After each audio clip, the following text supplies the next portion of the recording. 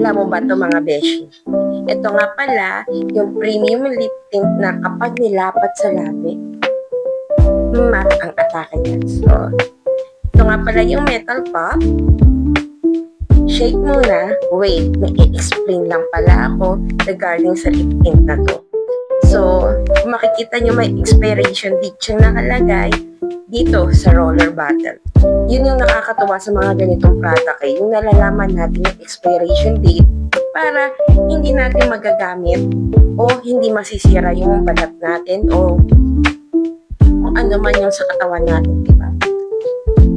Ito na ang exciting na part. Bida-bida tayo, so kailangan i-testing natin siya sa ating mga labi.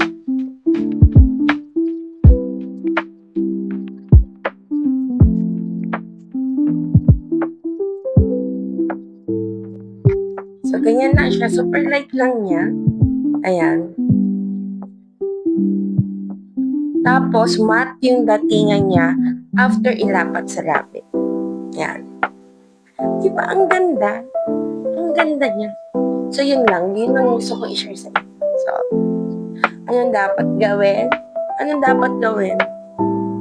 I-check out mo na yan.